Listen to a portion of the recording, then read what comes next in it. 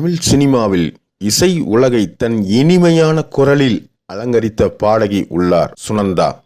தமிழ் மற்றும் மலையாளத்திலும் பாடிய playback singer Sunanda 1980களில் இசையமைப்பாளர் இளையராஜா அவர்களின் கவனத்தை ஈர்த்து தனது பிளேபேக் பாடலுடன் தமிழ் இசையில் அறிமுகமானார். அவருடைய குரல் மென்மை, உணர்ச்சி என்று சொல்வதற்கும் கூடுதலாக நம்ம மனதில் நன்கு உறையும். 1984 வெளியான புதுமை பெண் படத்தின் மூலம் இளையராஜா இசையில் தமிழ் சினிமாவில் அறிமுகமானார் சுனந்தா.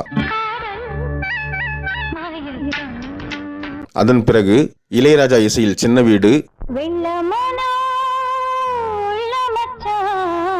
எங்க ஊரு பாட்டுக்காரன் படத்தில், சொல்ல துடிக்குது மனசு, என் புருஷன் எனக்கு மட்டும்தான், வால்டர் வெற்றிவேல் போன்ற படங்களில் பாடியுள்ளார்.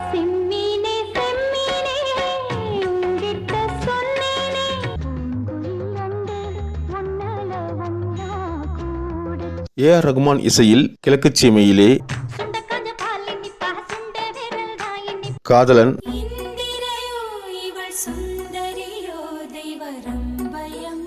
போன்ற படங்களிலும் பாடல்கள் பாடியுள்ளார். மகாபிரபு படத்தில் தேவா இசையிலும்,